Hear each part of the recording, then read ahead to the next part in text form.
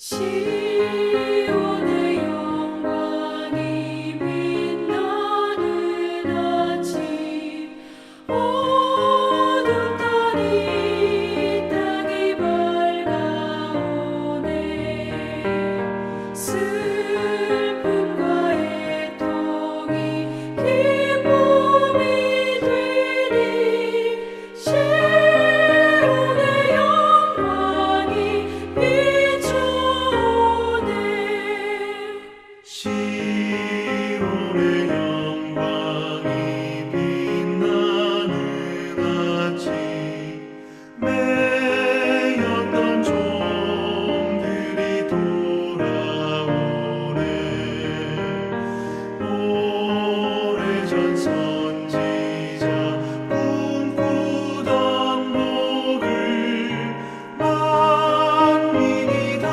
같이 누리겠네.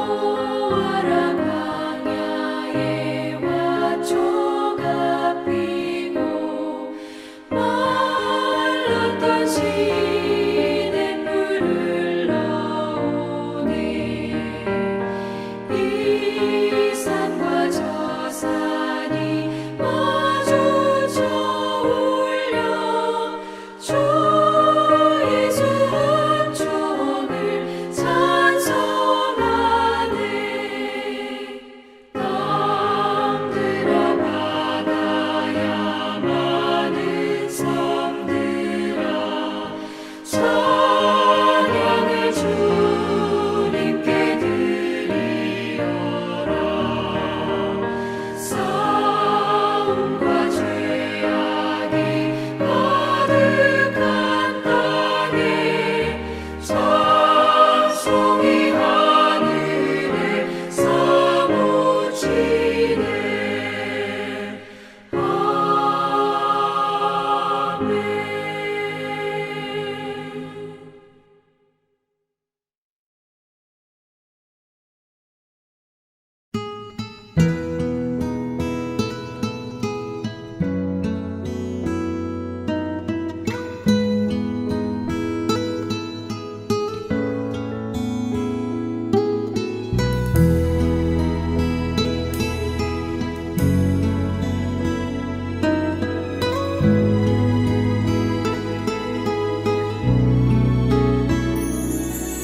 두 손 들고 찬양합니다 다시 오실 왕 여호와께 오직 주만이 나를 다스리네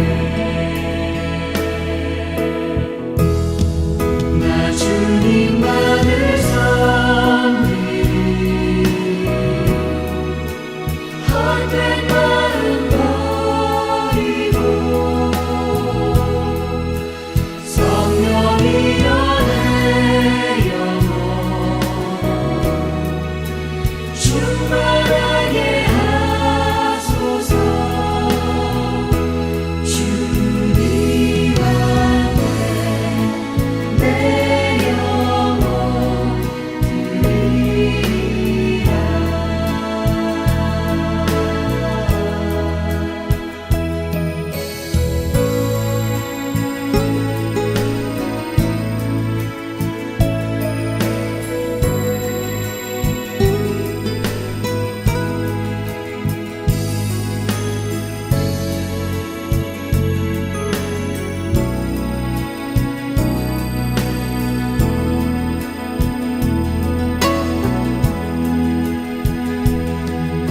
두 손 들고 찬양합니다 다시 오실 왕 여호와께 오직 주만이 나를 다스리네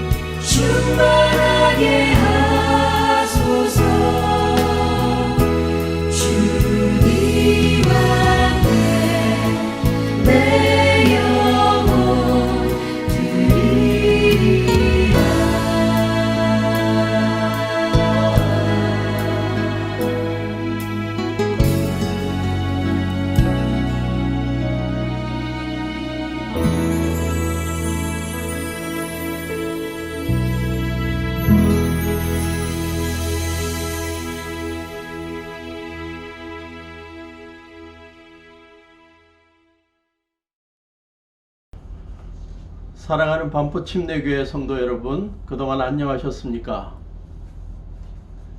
2021년에도 우리 성도님들 한 분 한 분 매일 주님과 동행하며 주님께 주시는 기쁨과 평안이 충만한 나날 보내시기를 기도합니다. 코로나19로 말미암아 새롭게 만들어진 용어 가운데 하나가 코로나 블루라고 합니다. 코로나19 때문에 경험하게 되는 우울감, 무력감을 뜻하는 용어라고 합니다. 재택근무를 하거나 자가격리를 하면서 느끼게 되는 극심한 외로움, 답답함, 자신이 코로나19에 걸릴지도 모른다는 불안감, 약간의 감기나 기침 증세에도 자신이 코로나19에 걸리지 않았을까라고 느끼게 되는 공포감, 또 방역을 위해 식당이나 노래방, 또 헬스장 이러한 것들이 영업을 제한하면서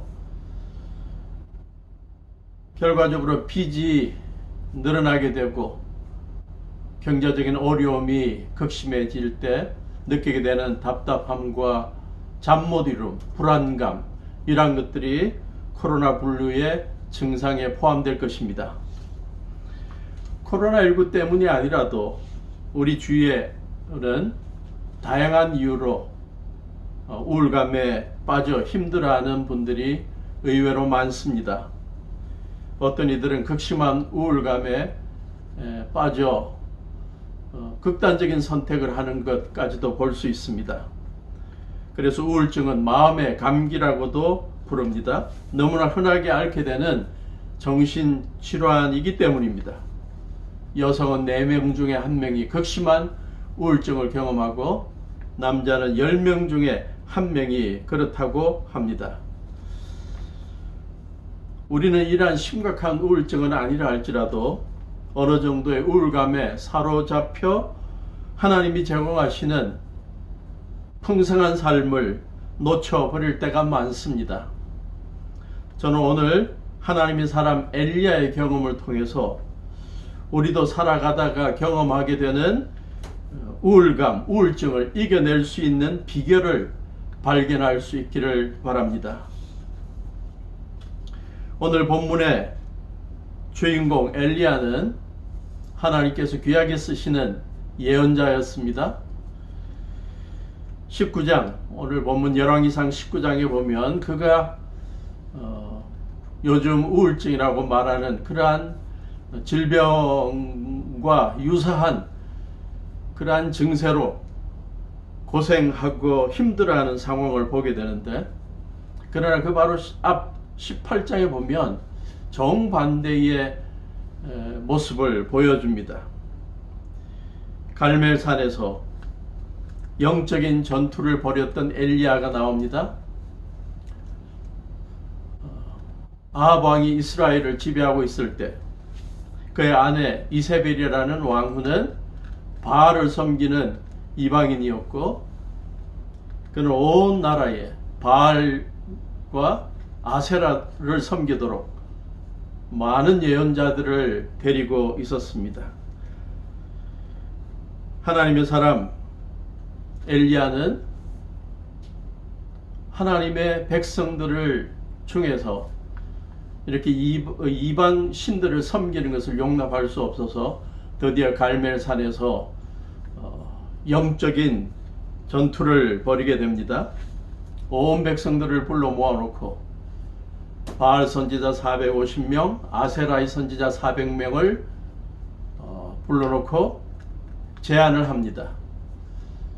소 한 마리씩을 잡아서 각을 떠서 다 잘라서 나무단 위에 올려놓고 불을 피우지는 않고 너희들의 신에게 기도해서 너희들의 신이 불을 내려서 이 제물, 소의 제물을 태우는지 보자. 그러면 참신이라고 인정하겠다. 나도 내가 하나님으로 믿고 있는 여호와 하나님께 기도해서 불이 내리게 해서 이 재물을 태우게 하겠다. 불로 재물을 태우는 신이 참 하나님인 것을 인정하자. 드디어 바알 선지자들이 모여서 소를 죽여서 각을 뜨고 사지를 찢어서 나무 단위에 올려놓고 오랜 시간 동안 그들의 신 바알에게 기도합니다.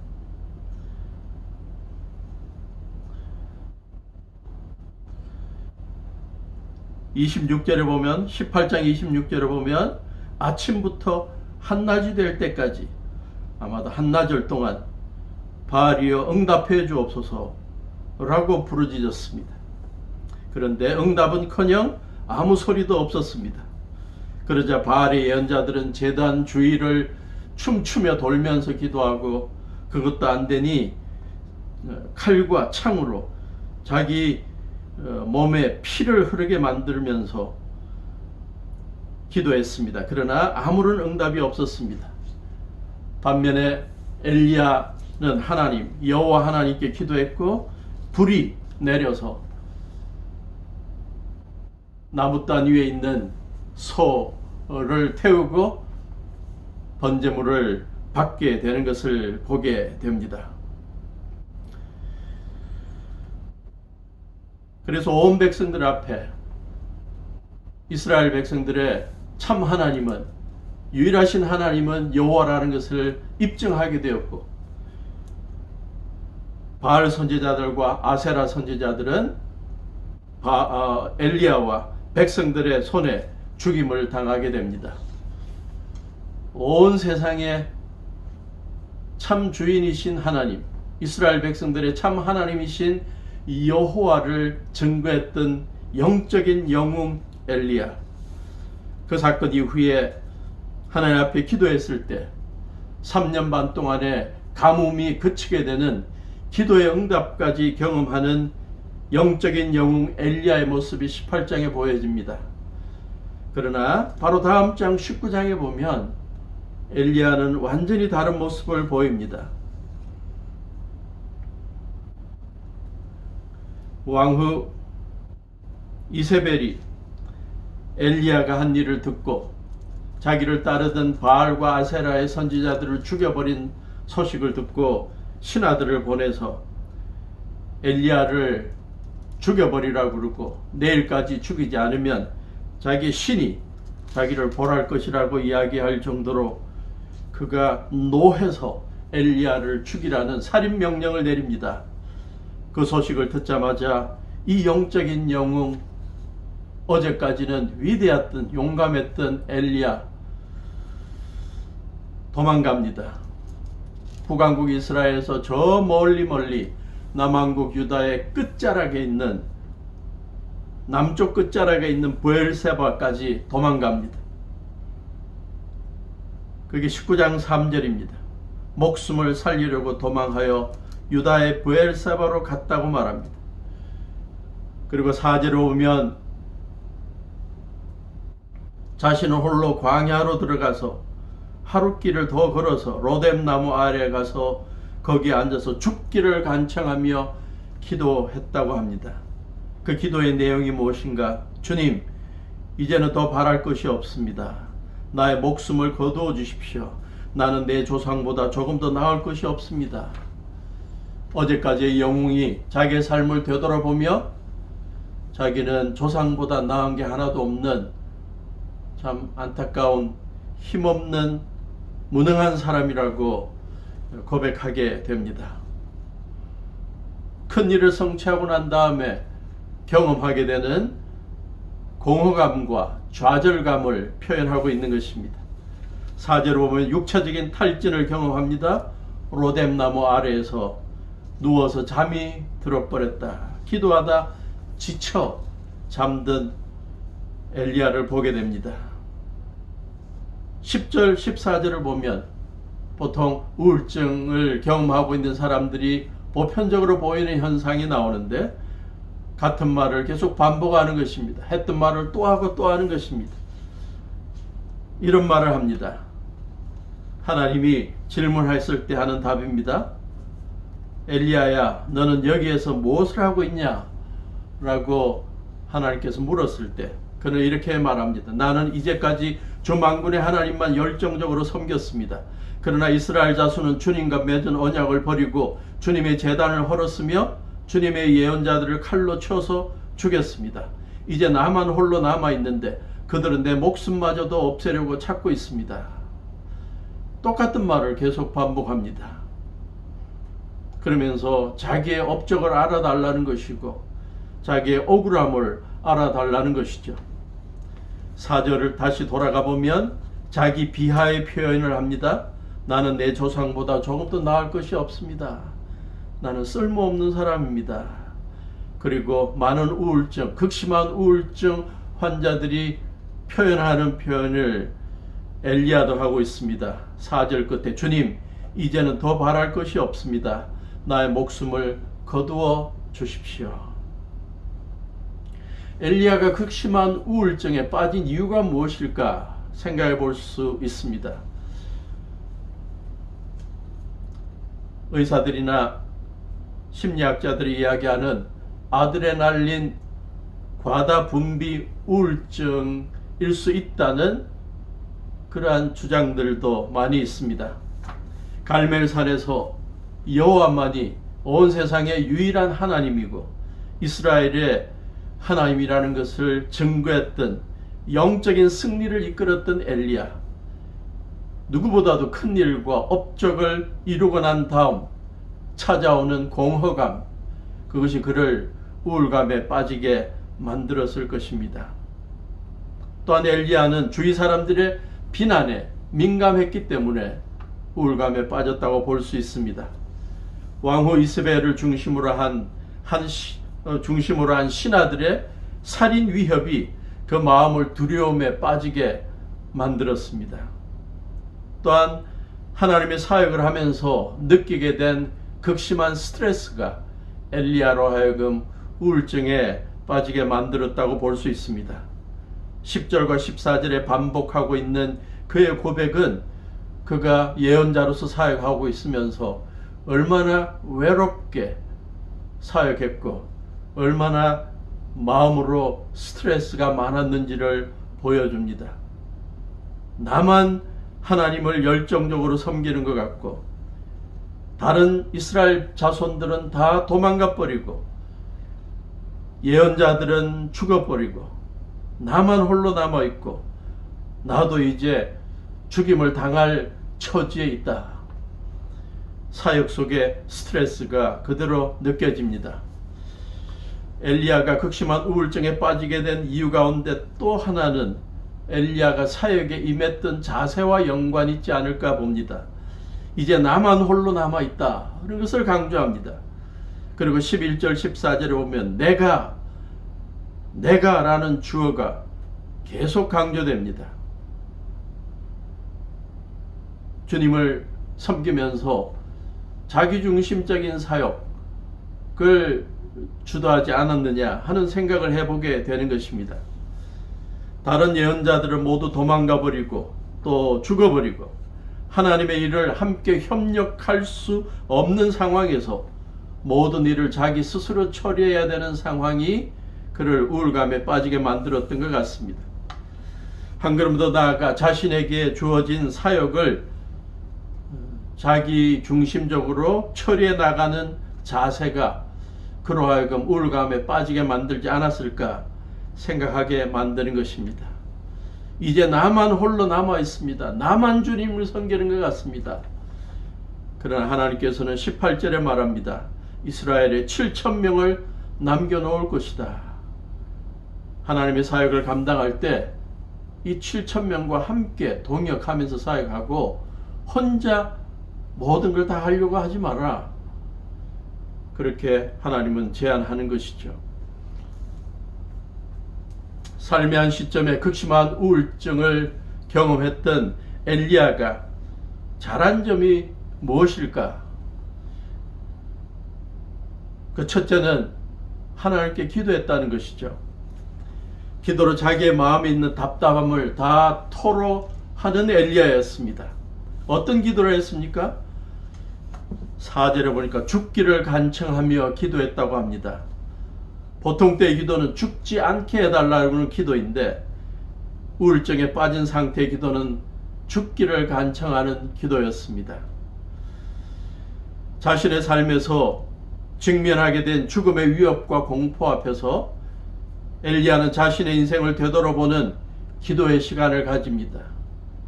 자기의 과거를 되돌아보며 기도한 것입니다. 총신대 목회상담학 교수이신 이관직 교수님은 엘리야의 기도에서 좌절감, 두려움, 절망감, 무력감, 열등감, 고독감, 극도의 피로감 등을 느낄 수 있다라고 말합니다. 엘리야는 기도 중에 깨달았습니다. 자신의 삶에 억울한 점이 너무 많았다는 사실입니다. 하나님과 사람들 앞에서 선하게 살아온 사람이 죽임을 당하게 되는 부당한 일이 벌어지고 있는 현실이 믿어지지 않았고 억울했습니다. 이 세상에 참 하나님은 여호와 한 분이시라는 사실을 입증해 보였는데 3년 반의 국가적인 가뭄을 자신의 기도로 해결해 주었는데 왕과 백성들이 칭찬을 하기는커녕 바알신을 섬기는 악한 왕후가 자신을 죽이려고 살인명령을 내린 상황이 납득이 되지 않았던 것입니다. 그렇다고 자신이 이러한 상황을 뒤바꿀 수 있는 처지도 아니기에 더욱 답답하고 더 이상 견딜 수가 없었습니다. 그래서 죽음의 공포와 미래의 불확실함 가운데 사는 것보다 죽는 것이 낫겠다는 솔직한 심정을 기도로 토로했습니다. 우리의 신앙의 아이러니가 무엇일까요? 삶이 평안할 때는 예배 잘 드리고 기도 생활 잘 합니다. 그러나 삶에 어려움이 닥치고 우울해지면 시험에 들어서 예배도 드리지 않고 기도도 그쳐버리는 현상이 신앙생활의 아이러니인 것 같습니다. 하나님의 사람 엘리야는 달랐습니다. 삶이 위기에 빠지고 극심한 우울증을 경험하고 있을 때 그는 하나님 앞에 무엇보다 먼저 기도할 줄 아는 사람이었습니다. 우리 그리스도인들에게는 술, 담배, 폭식, 마약, 향락에 중독되는 것이 우울감을 극복하는 바른 길이 결코 아닙니다. TV 드라마나 영화에 보면 주인공이나 등장인물들이 속상한 일이 있거나 우울감을 느끼게 되면 뭘 하나 봤더니 주로 노래방에 혼자 가서 노래를 하더군요. 아니면 두더지 때리는 기구 앞에서 두더지 때리는 일을 하거나 주먹으로 쳐서 점수 내기 그러한 거로 스트레스를 풀고 우울감을 해소하는 걸 보았습니다. 하나님의 사람들은 삶의 위기가 닥칠 때, 우울함을 느낄 때, 억울함을 느낄 때, 답답함을 느낄 때 엘리야처럼 주님 앞에 진솔한 기도를 해야 하는 것입니다.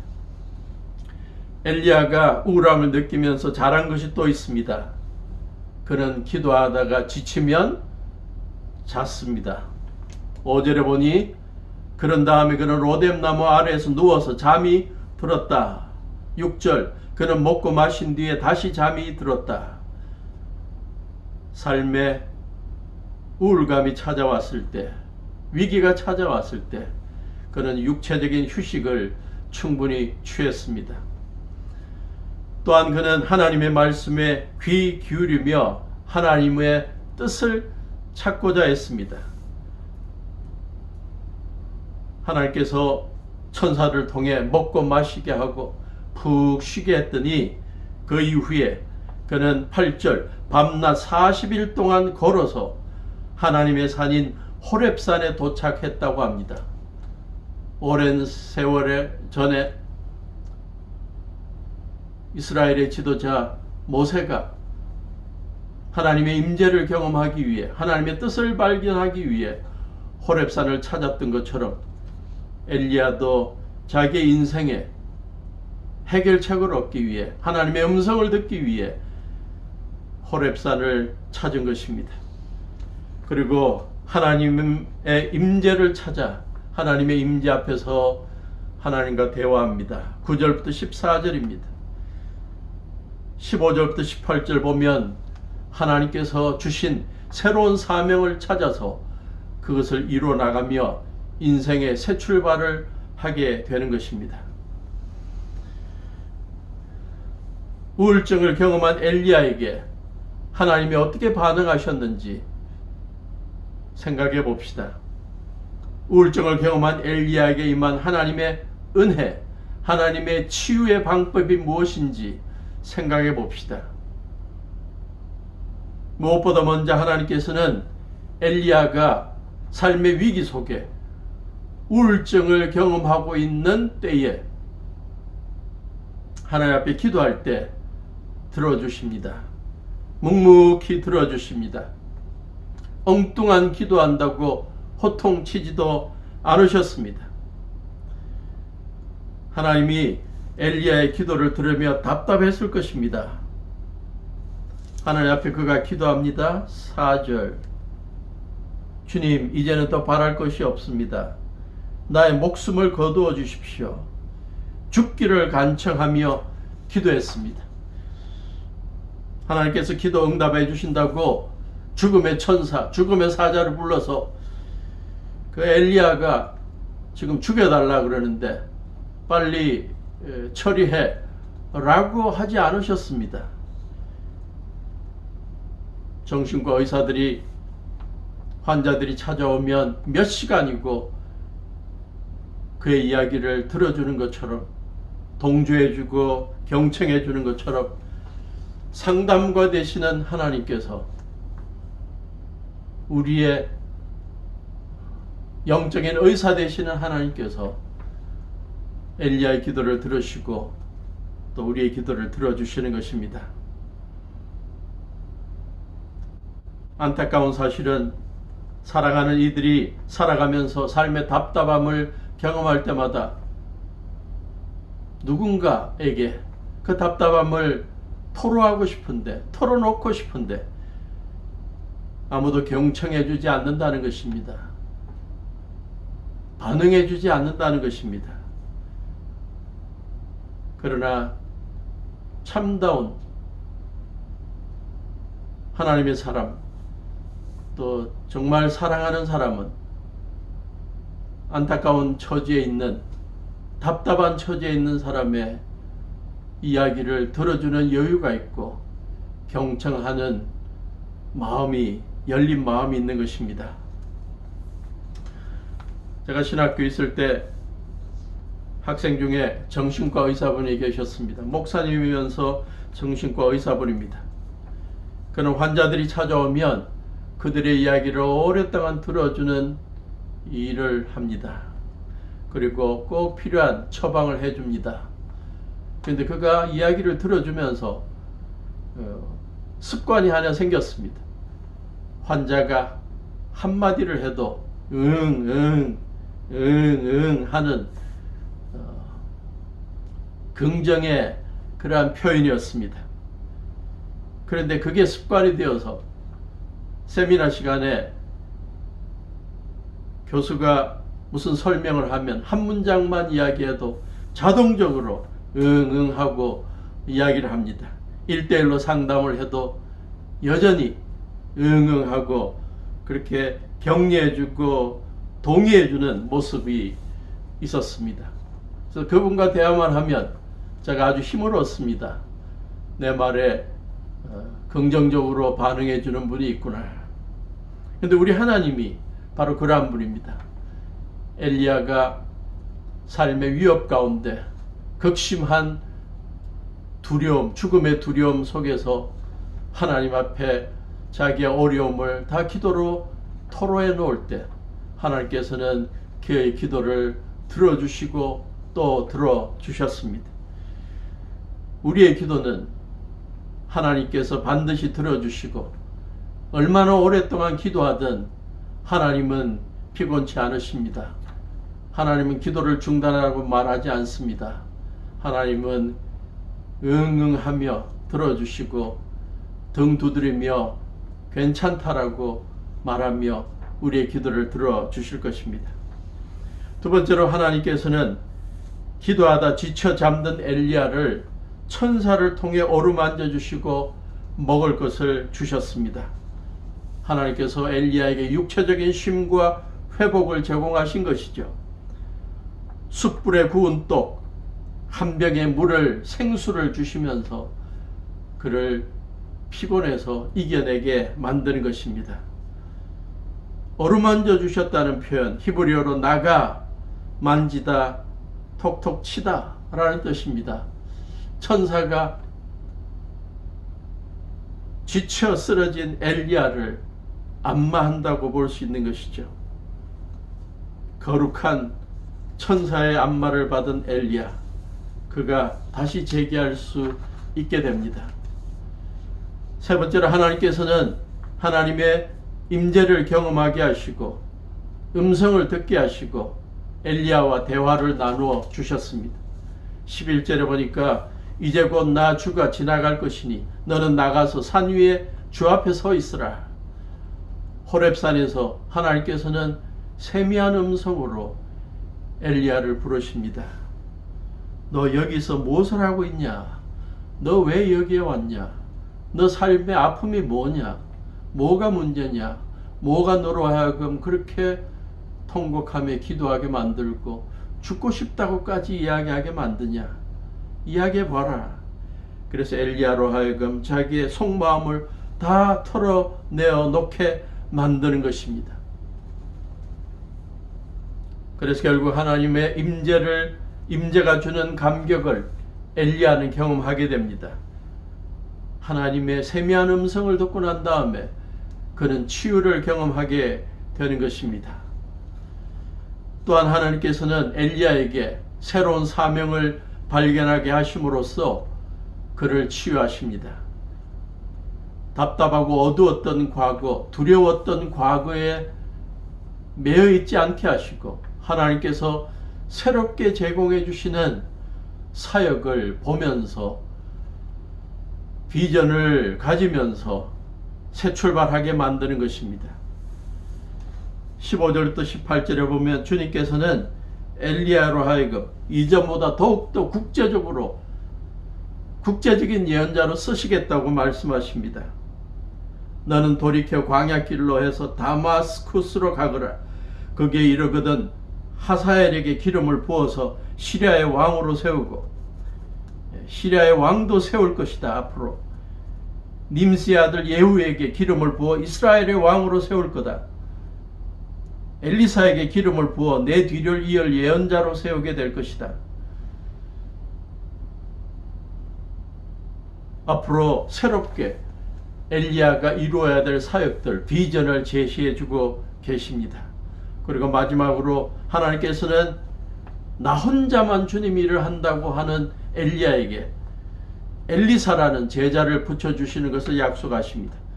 엘리사라는 제자 붙여줄 테니까 함께 동역해라.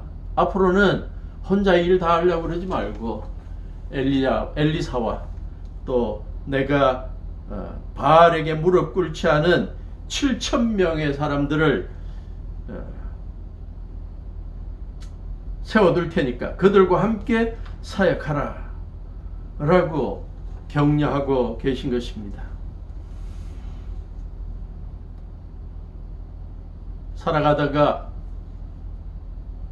극심한 우울증을 경험하고 죽고 싶다고 하나님 앞에 토로할 정도의 심각한 삶의 처지를 경험했던 엘리야에게 하나님께서는 이렇게 치유해 주셨습니다. 그러므로 우리들도 살아가다가 우울한 상황을 경험할 때 심한 우울증이나 또 우울감을 경험하게 될 때 엘리야의 모습들을 기억할 수 있기를 바랍니다. 하나님 앞에 나아가 진솔하게 기도하는 기도의 사람이 될 수 있기를 바랍니다. 어디에서도 해결할 수 없는 삶의 문제들, 마음의 답답함들, 우리의 영적인 상담자 되시는 주님께서 다 기도를 들어주시면서 우리의 문제들을 해결해 주실 것입니다. 요즘 우리 반포침례교회에 기도의 사람들이 많아지고 있다는 소식을 듣고 감사했습니다. 월요일 오후부터 밤까지 교회에 조용히 찾아와서 기도하고 가는 분들이 많다는 소식을 듣고 감사한 것입니다. 우리 자신의 삶의 치유를 위해 뿐만 아니라 우리의 가족들, 우리의 성도들, 또 코로나19로 힘들어하는 우리 백성들을 위해서 중보기도하는 기도의 사람들이 더 많이 생길 수 있기를 바랍니다. 삶이 우울해질 때 엘리야가 취했던 것처럼 푹 주무시고 맛있는 것 많이 잡수시기를 바랍니다. 그리고는 하나님의 임재를 경험하고 하나님 말씀을 통해, 기도를 통해, 묵상을 통해 하나님의 음성을 들을 수 있기를 바라고, 하나님께서 우리들에게 들려주시는, 보여주시는 새로운 사역, 비전, 섬김을 찾을 수 있기를 바랍니다. 삶이 우울해질 때 우리들만 치유하는 것이 아니라 우리 주위에 가족들, 성도들, 우울함에 허덕이는 분들, 그들을 치유하는 일에 우리가 쓰임받을 수 있기를 바랍니다. 우리가 그들에게 하나님께서 보내주시는 천사 역할을 할 수 있기를 바랍니다. 그들의 하소연을 들어주고 먹여주고 좋은 상담자가 되어주고 격려자가 되어주면 좋겠습니다.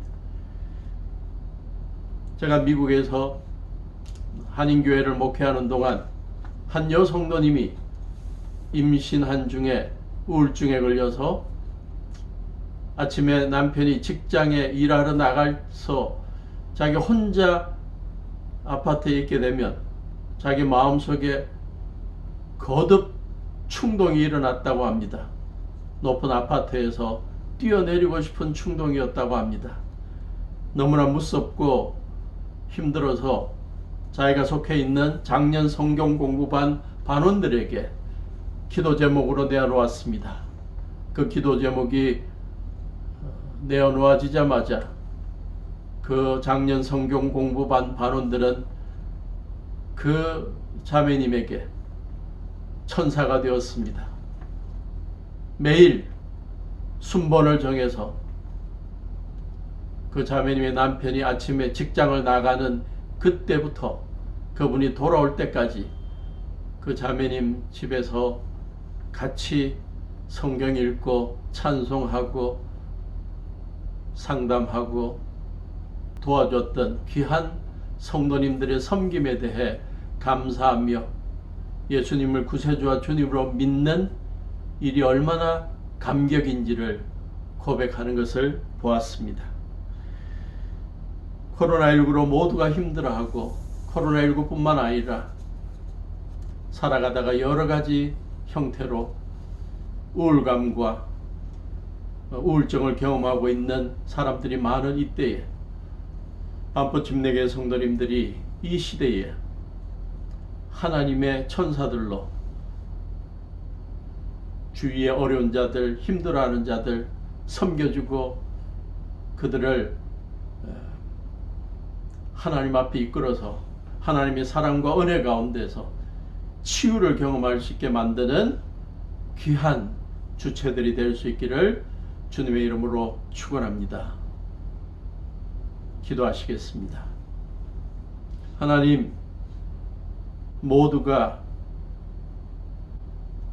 우울감을 경험하며 힘들어하고 있는 이때에 하나님의 사람들인 우리들은 믿음으로 이러한 우울감을 잘 이겨내고 하나님의 사람답게 기도로 또 하나님의 임재를 경험함으로 또 하나님의 주시는 새로운 사명을 이루어 나감으로 이러한 우울감을 잘 극복하고 치유되어서 한 걸음 더 나아가 우리 주위에 어려움에 처해 있는 사람들을 치유해 주는 하나님이 보내신 천사가 되게 해 주시옵소서.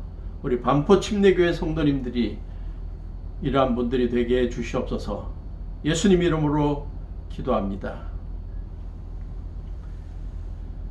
이제는 우리 주 예수 그리스도의 무한하신 은혜와 아버지 하나님의 지극하신 사랑하심과 성령님의 교통하심이